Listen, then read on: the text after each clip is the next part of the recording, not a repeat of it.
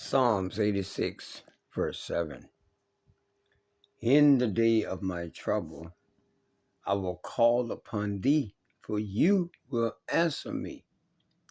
Psalms 50:15. And call upon me in the day of trouble, and I will deliver thee, and you shall glorify me. Psalm 102:2. Hide not thy face from me in the day when I am in trouble. Incline thine ear unto me in the day when I call, answer me speedily. Psalm 91:15. He shall call upon me, and I will answer him. I will be with him in trouble. I will deliver him and honor him. I want to give all praise, honor, and glory to you, Yahweh, Bashem Messiah, Bashem Kakwadash, double honor to the elders and the apostles, great millstone who rule well. Peace and salutations, hopeful elect, building the tabernacle of David, the remnant, the house of Israel, 144,000 brethren, prophets, teachers, elders, faithful servants of Yahweh, Bashem Shai, Shalom. This video is a testimonial. I had just encountered a particular situation within the last hour, maybe an hour or so, I would say. And I said that every time Yahweh Shai delivers me out of trouble, I don't care what it is, where it is, I don't care how small or minute it is, I will glorify him and honor him. Okay, maybe about a little more than an hour ago, I had some fish that I wanted to clean. A family member had dropped off some fish on yesterday, the day before yesterday, and my dad had got what he wanted out of the bag, and he cleaned his. And there were a lot of Florida brim left. I mean, a lot. When I say a lot, right now I have 1, 2, 3, 4. I have 3 big pieces of fish on my Florida brim, a little bit bigger than my hand, or about the size of my hand. And I love fish. I eat a lot of fish. I eat fish about fried and baked, probably about maybe 4 days out of the week at a minimum. If I could and I had a different living arrangement set up, I would eat fish every day, like really. Whether it's fish and grits in the morning or fish and french fries in the morning, fry them up. Or I bake a lot of salmon, I bake a lot of snapper. I haven't been baking snapper, red snapper lately, but sometimes I fry up little pieces, you know. You know, when you fry fish, it's going to draw up because the water's going to cook out of it. So it's going to get a little smaller. So it has to be a big enough piece when you start. You have a big enough piece left when you finish. The other day I had, my mom had some cod, the really thick pieces. And she had 4 of them for me. So I went to eat them. Then they were kind of resemble the Filet-O-Fish patties from McDonald's that you would get. And so I said, Mom, go ahead and drop me. You go ahead and see. I seasoned them up, and she put a little flour on them and put them in the grease because she was frying some fish for my daddy. So so I went ahead and fried those up. I got some sandwich bread, and I got some cheese, and you know, and I went ahead and made 2 fish sandwiches, and I ate them and went to work. And I ate breakfast that morning. So, and I think I had some leftover salmon, canned salmon in the fridge. I ate that for breakfast. I turned around and got a jammed up 2 homemade fish sandwiches with all the fixings and trimmings, and I ate them and I went on to work. So as you can see, I pretty much like fish. Now, so I came home yesterday evening from work, and it was getting dark on me. I went to I knew I had a lot of fish, so I went to try to clean up what I could, and I cleaned up about maybe these 3 big pieces on my plate now, and that I'm about to eat when I finish this video here. And I cleaned about 6 other pieces, which were a little smaller than my hand, and I seasoned them up and put them in the fridge for in the morning. I fry those in the morning. And I had about 15 little fish that was left. Now, my mama liked little fish. I'll eat them. They more time consuming to clean and prepare than they are to eat because they're so small till, you know. But so anyway, I went ahead and washed those for her. I didn't clean them, put them in a bag. She said she gonna work on them today and she gonna fry half of them tonight for her. I said, okay, cool. Now, so nothing goes to waste here. We can help it, Now, so after I finished cleaning the fish, I had some pieces of the gall, the liver, and the heart, I believe. Pursuant to Tobit, chapter 4, verse 16, the angel had told Tobias to catch the fish. Starts around Tobit chapter 4, verse 16. We're going to stay on track for a video for this purpose, for to keep the video as short as possible. And the angel says, take the fish. And the angel says, do not throw away the gall, the blood, the liver, and the heart, because you can use it to burn over fire to ward off evil spirits. So in the past few days, past few weeks, I've been cleaning fish. It's been getting dark on me. I've been wanting to do it, collect that to be burned over fire, but I said, oh, I ain't worrying about it. I get fish all the time from my grocery store, and I'll clean them. Some of the fish be dressed already, some of them don't. So I wasn't concerned about that because Yahweh Shai just pulled down some strongholds in my life and released me from them bondages a few months ago. So, I don't go around looking for no trouble and looking for nothing to get into that's not pertaining to scripture. But Sirach 2:1 says, when you come and serve the Lord, expect temptation, they'll find you. Okay, so I just want to, get myself in the practice of doing that according to scripture. So anyway, now here it is. Now I'm going to the wood line behind my house. Normally, when I'm going to the wood line, I'll put out fish heads, fish guts to feed the unclean beasts. Okay, the possum coming through late at night. They'll come through every time I put something out there. Anything fish related, don't worry, next day it's gone. Okay, because they keep the place clean, right? That's the unclean beast. They clean up the place. So when they come through looking for the fish, they'll also find other stuff, hopefully, that might be stinking soon, some other animal that died. And, they'll get that clean too, right? Right. Now, they got to eat too now. So anyway, is my thinking. Now, so as I'm walking to the wood line, I'm scanning out in front of me. I'm not looking directly down to the ground. Y'all might be know where I'm going to with this. I come across dun dun dun with it. Come on, dun dun dun. Oh Lord, my room. Yeah, I'm doing some cleaning right now, so I'm trying to rearrange my room. But Salaki for that interruption of that chaos.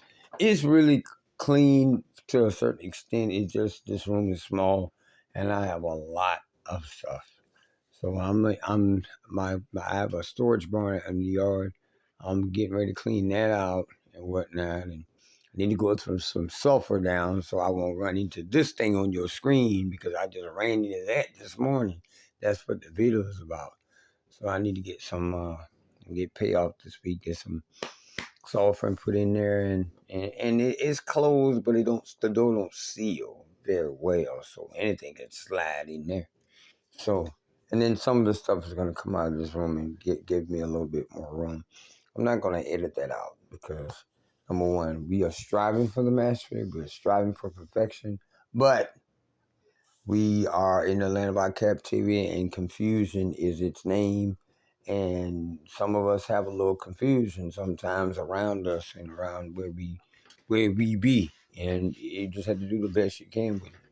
Be on a mission to reduce clutter and keep it organized, but sometimes you be stuck there in a spot longer than you want to be, and that's where I've been. So now, I'm gonna give me a second here. Now, this is my backyard near the wood line, and we're gonna enhance this. Okay, right there to the right there. This is what's called a water moccasin or a cottonmouth, and I'm not lucky incorrect. It's called a copperhead. Okay, and I did a little research, so let's go to this research here on Google, and it says the question is how poisonous is a copperhead to humans? The answer that Google has up says copperheads are venomous, but their venom is relatively mild compared to other venomous snakes.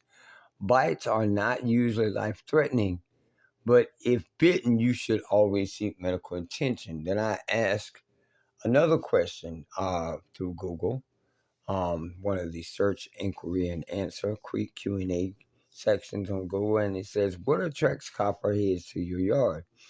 And it says copperhead snakes thrive in a variety of habitats, but they mostly prefer woody areas, ding, ding, ding, ding, and tall grass for cover, ding, ding, ding, ding. You can also find them in garden areas or along the exterior walls of a home. Check areas of your yard where there is a lot of wood, mulch, and leaf litter. Now, look, see that leaf there? Yeah, it's getting fall that time of year. We've maintained our yard extremely well. My dad is a little very particular about his yard. Um, right in this area of my yard, my dad has about 7 or 8 tractor attachments: a bush hog, a finishing mow, a grader. It levels off dirt and stuff like that. Kind of levels out a big pile of dirt. We have 2 discs. We have 2 cultivators. We have a bottom plow. What do they call it? What do they call that plow? Um, I think it's called a bottom plow. If you have a section of land that you want to you want to garden back there and it's flat, it has 2 pointed I forgot what they call those things, but it goes in, it's pulled by the tractor, it goes into the ground deep, and it flips, it digs into the ground, deep into the ground, like 8 or 9, like 12 inches, and it flips the dirt over onto the other side of the tractor. So it's gonna go to the bottom of a land plot. It's gonna dig in 18 inches, and there's 2 blades back there and a little tire on the back and behind that. And it digs in and it flips the dirt over onto the ground. So you now have a garden being created. You know, it's pulling that, it's digging into that bottom hard dirt and flipping it over.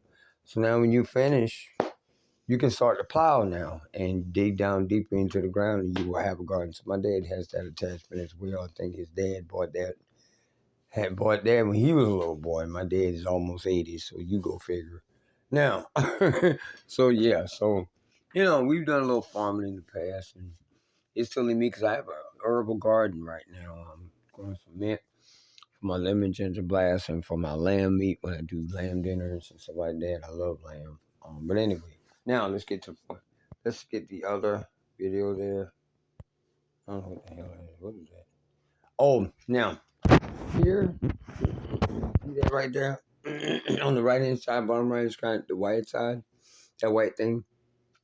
I was going to put the fish heads and fish guts over there in the woods for the possum, okay, because they come through. But what happened is, as I was walking toward the wood line to throw it out, normally our yard stays very cut, as you can see here. But where the snake is located is getting into the wood line where the woods is. Okay, but our water pump and stuff like that, above ground water well, is right there in that area as well. So we be back there all the time.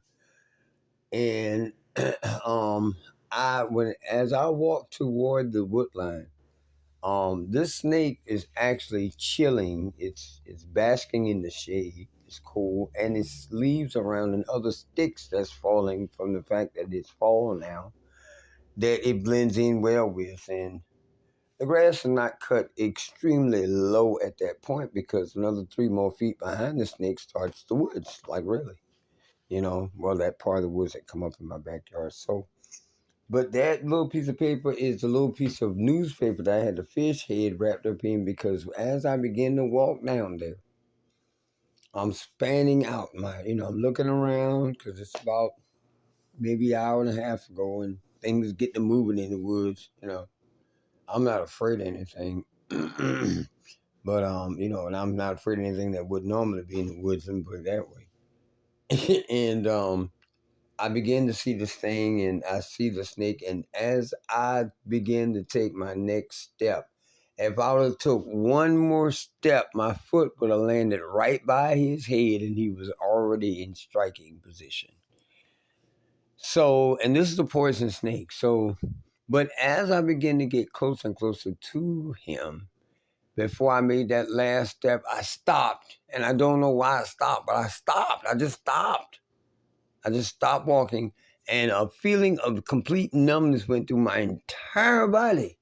I couldn't feel anything. I stopped. And when I looked down really good, that's when I saw.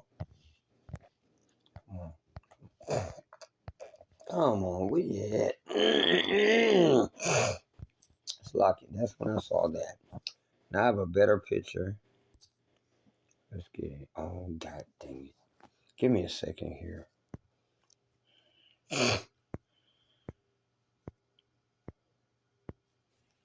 Okay, this is from another angle. Yeah, I'm trying to find it.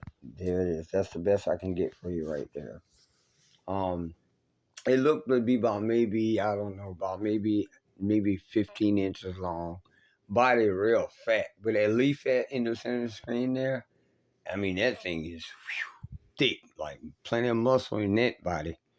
Okay, I mean, for obviously can't be no more than, I don't know, 4 or 5 years old, maybe. I've seen quite a few snakes. I live in the rural areas, a lot of water around here, a lot of streams. There's a stream in this area where the snake is in the wood line, about 30 feet into the wood line. There's a little stream coming through there. There's a dried up pond across the road from my house in the front yard. There's a stream to the right. There's a stream to the left. It's a lot of water around, a lot of ponds. We have a pond we've been working on our property, not here, but down the road, probably about a mile and a half from our house. We've been building that pond since Hurricane Hugo in 1989. The stream has been plugged up and then it reopens itself. So my dad had an idea, but he really didn't want to spend any major money to get the man down with the caterpillar, someone he knew, to go in there and unclog. But right about now, I could have been in a log cabin and kicked back. Ooh wee, yeah. But the Lord had other plans, and I'm okay with it. I'm cool with it because I have fishing holes. People that I've worked for in the past that has given me permission to come into their yard where the water comes up in their backyard, and they have docks built back there, brand new docks, $200,000-$300,000 operation back there. So I got some fishing holes of my own. But anyway, I just thought it'd be necessary to bring this video out because when I was cleaning fish, I was listening to a little jazz on my Bluetooth speaker with my phone, and then I said, you know what? It's been a little minute. Let me go in and catch some of the brothers' videos. And I brought up Brother Malcolm of the Chicago camp, GMS Maccabean Spirit BA backup, and he was speaking in, he was going in on some Israelite groups that are teaching that. I think the name of the video is E is the new black, question mark, something to that effect. And I caught that excerpt from Brother Malcolm, and I was sitting there, I was cheering him on, and I was like, man, these groups they don't want to read. That's why they don't. The Lord says, if you draw nigh to me, I will draw nigh to you. They ain't gonna draw nigh to them. What they gonna do is watch Great Millstone and agree with us on some points, and then they're gonna go in and fill in the damn blanks what they don't understand because the Holy Spirit's not dealing with them, and try to make it sound good like a damn good storyline. And they're out of order. For the leaders of this people cause them to area. I want to do a video on that as well. I have to leave here in about maybe an hour and a half and head to work, so I don't know if I'll catch that video at work on lunch and do it there, or whether I'll do it when I come home. Lord willing, we'll get it done today. I want to go in on that too as well. So I had been praising Yahweh Shem Shah. I'm meditating. He's saying something about what is happening. I'm cleaning fish. I'm coming out. That's why they can't understand nothing. Because, this and another, yada, yada, yada, yada. Proverbs 16:9 says, a man's heart devises his way, but the Lord orders his step. The blind lead the blind, they go in the ditch. That's why they in the ditch now. So I'm going at it. I'm rooting him on, cheering him on, right? As he's speaking on the Bluetooth speaker. So I just really believe that Yahweh Shem Shai really came through for me on the day of trouble, because although I had not called out on his name like I did with these scriptures in the beginning of the video, that fact that I stopped for no reason. I'm looking on the ground as I get close to the woods because I know leaves are falling and leaves look like snakes. That's what I just pointed that out into you in the last pictures here that you saw that I took with my camera this morning. But so I might be moving fast, but I'm looking around in all directions because I know before you know it, you've been around on a snake and be like, how in the hell I got away and didn't see him? Yeah, because that'll happen. I've been doing this all my life. I've been living in this area, in these kinds of areas, so I'm very well aware. So anyway, I just wanted to bring that out that I stopped. I stopped, and I believe the video was still playing in the background when I walked over there. I think it had ended. So I said, well, let me go ahead on and get this stuff cleaned up. Wash this fish up, take it in the house, season it up. My mom was frying the other fish I took in there that I'm got on my plate now. It's getting cold again. I have to warm it up again now. I might take some of this to work me for lunch. Probably eat one good sized piece and eat a little bit of French fries, and the rest I'll package up for lunch. So I don't throw nothing away. If I can't make it work now, it'll work later. That's my plan. That don't always work like that. But anyway, I just want to bring that out for edification purposes. That I called on him. I called on him in the day of my trouble, and that was trouble for me because when I stepped down, if I would have took one more step, my left foot would have been planted right by his head, and he was in striking position. So if he would have hit me, the Lord would have put the spirit on me to hit me, that would have been a form of chastisement for me. But hey, guess what? That's a poison snake. My mom and dad was up and about doing stuff, and y'all, Bishop Rashad woke me up 2:30 this morning. I didn't cook a chili to 4 pounds of ground chicken, ground turkey, with 2 cans of kidney beans, 1 can of black beans, and I just didn't have a can of tomatoes. But my mom usually keeps tomatoes. And I worked yesterday, but I knew I was supposed to buy something, but I didn't realize I was going to end up cooking the chili. I thought I was going to do it a few days from now, so she gave me that. So anyway, so I was up 2:30 this morning and moving around doing various little things, and I started cooking that. So I don't like meat sitting in my freezer no longer than 6 weeks before it's being consumed. But anyway, and I'm at 8 weeks now on that ground turkey. But anyway, I just want to bring that out that I called on the name of Yahweh by Shemir Bashai, and he delivered me out of this trouble. Hold on. And as you can see here, that's what I'm going to show you what I saw. We're going to end the video. Okay. This is what he looks like. Okay. And that thing, it's a pretty pattern, but it'll make your skin crawl quickly. I mean, woo-wee. Let's see if we can get some other pictures as well. There's my fish. Brum. That butterflied out beautifully. One big piece there. And as you can see, this piece here is just as wide as my hand. Okay, and I got some French fries to go with it. Fish and chips, they call it, I believe. Now, let's get this one here. All right, that's the other one there. Let's go down. And as you can see, it's called a what? Copperhead. That's what they look like, fully matured. That snake we saw was a little young. That's the baby one up top, like when they first hatch out and they're growing, or they're molting, shedding their skin, so to speak. And that's that. So I want to give all praise, honor, and glory to Yahweh, B'Shem Shai, B'Shem and Kakwadash. I got to head out to work in about an hour, so I'm going to cut the video short. Yahweh, B'Shem Shai was faithful and true to his word, because I called out on his name in the day of, I called out on his name, meditating on the scriptures, listening to Great Millstone, GMS Maccabean, back up BA. So the YouTube handle for for Brother Malcolm's channel of the Chicago Camp Great Millstone is GMS Maccabean Spirit, all one word, BA, back up. So I'm going to give all praise, honor, and glory to Yahweh, B'Shem Yeshua, B'Shem and Kakwadash, for he's faithful and true to his word. And he will not fail us. We have failed him, but he's now re-erecting the house of Israel, the remnant, the one-third promise for salvation, pursuant to Zechariah 13, 7, 8, 9, for salvation. And until the next video that I launch up, hopefully today, Lord willing, for lunch, or this evening when I get off this evening. Till next time, be sober, be vigilant. Israel, pursuant to 1 Peter 5:8, and walk circumspectly, pursuant to Ephesians 5:15. That's what I was doing when I headed out there. But Yahweh B'Shem Shah had a ram caught in the thicket for me. When he stunned my body like that, I couldn't move. That was my attention. That was my cue to pay attention. Something here, danger lurking. Right. So again, Shalom.